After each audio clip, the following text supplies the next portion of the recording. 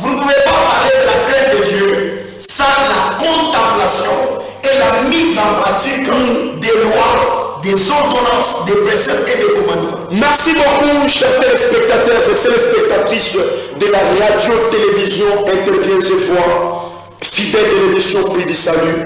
Le berger avait souhaité un thème très capital, selon lequel un serviteur de Dieu est celui qui marche dans la crainte de Dieu.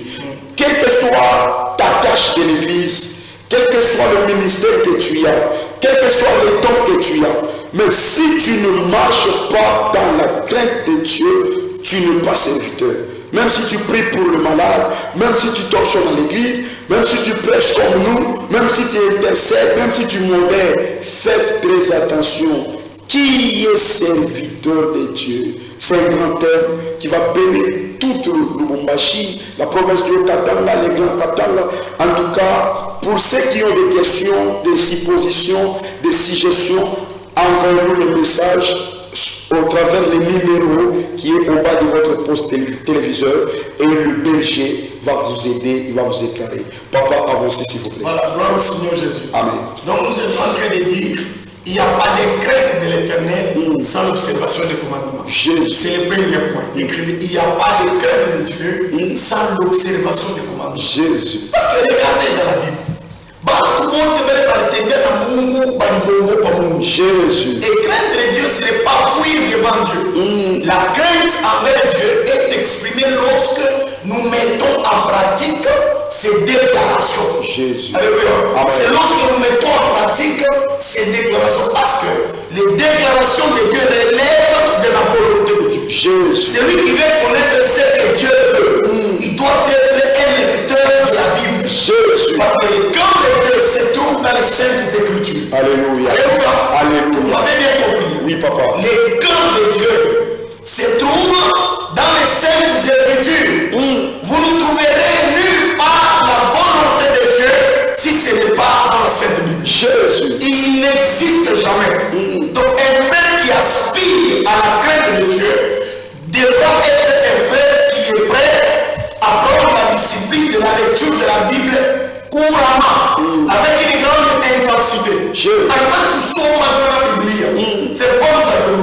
La crainte de Dieu, c'est le premier point. La crainte de Dieu, c'est la mise en pratique des commandements de Dieu. Et dans l'épître de l'apôtre Jean, il dit, nous savons que ceux qui aiment Dieu gardent ses commandements. Et les commandements de Dieu, ceux qui aiment Dieu ne sont pas pénibles. Alléluia. Amen. Voilà. Donc le deuxième point, vous ne pouvez pas craindre Dieu si vous n'aimez pas Dieu. C'est pourquoi dans les messages du Seigneur Jésus, lorsqu'il voulait partir, il n'a pas dit aux apôtres que vous devez me craindre. Il a dit, si vous m'aimez, quand vous m'aimez, il n'y a pas de crainte de Dieu si vous votre cœur n'est pas serré de l'amour envers votre Créateur.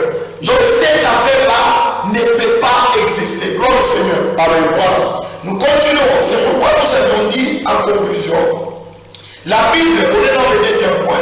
En conclusion, nous avons dit, la Bible contient la parole de Dieu si et seulement si les concernés ou les lecteurs de cette Bible est habité par le Saint-Esprit. Merci beaucoup, chers téléspectateurs. Le berger vient de soulever le troisième point. Il nous dit, la Bible devient la parole de Dieu si le lecteur a le Saint-Esprit. C'est-à-dire que si vous n'avez pas le Saint-Esprit en vous, la Bible reste seulement les écrits. Pour que ces écrits soient la parole de Dieu et l'Esprit de Dieu en vous.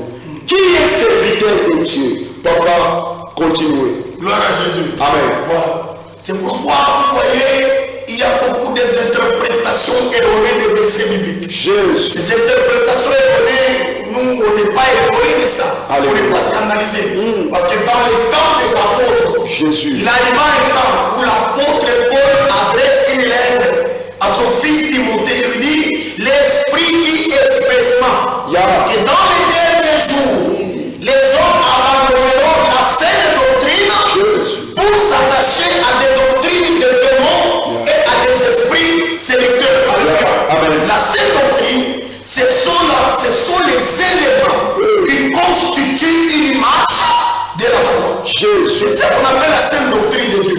C'est ce que l'apôtre Jean parle à ses enfants. Il dit, mes enfants, que ce que vous avez entendu dès le commencement demeure en vous. Alléluia. Si ce que vous avez entendu demeure, alors vous allez demeurer dans le Père. Amen. Vous ne pouvez pas bien interpréter ou bien écouter la voix de Dieu quand vous lisez la Bible si vous n'êtes pas habité par le Saint-Esprit. Ça ne peut pas arriver. Parce que,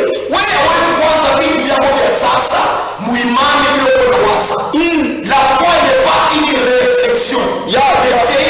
C'est une conséquence de la consécration. Jésus. Alléluia. Amen. Donc la foi n'est pas une réflexion, mais c'est une conséquence de la consécration. Moi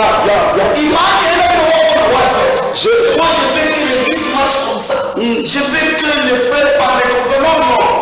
Toute la marche d'une église, des frères convertis, a été prédit, a été écrit par le Seigneur lui-même. C'est pourquoi la vie d'un enfant de Dieu, c'est un verset dans la Bible. La vie d'un enfant de Dieu, c'est un verset. Continuez. Tout ce qu'un enfant de Dieu fait sur la terre, c'est écrit quelque part dans la Bible. C'est pourquoi moi, en lisant la Bible, nous avons eu à conclure une chose. Que la Bible n'est pas seulement un livre que nous devons lire et réfléchir. Mais la Bible, c'est un culte que Dieu fait à son peuple. Chers téléspectateurs et téléspectatrices, je vous ai dit, il y a une grâce ce soir. En tout cas, nous serons édifiés. Qui est réellement un serviteur de Dieu? Papa, il y a un point qui m'a touché. Vous venez de dire que la vie d'un chrétien, c'est un verset biblique. Est-ce que vous pouvez un peu expliciter cela? Voilà. Ici, on ne parle pas de païens, on parle de convertis. Jésus. C'est pourquoi c'est important pour un converti. Il est écrit dans Romains chapitre 8, le verset 28, que nous savons que toutes choses concourent d'abord au bien de ceux qui aiment Dieu. Dès le jour où un homme s'est converti au Seigneur, sa vie est tracée déjà par le Seigneur. Jésus. Tout ce que tu vis, c'est écrit quelque part dans un verset biblique.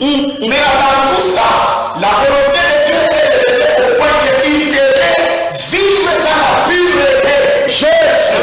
Amen. Voilà pourquoi j'ai mentionné que la Bible, non seulement comme un livre, mais comme un culte que Dieu fait à ses enfants. Merci beaucoup, chers téléspectateurs et téléspectatrices.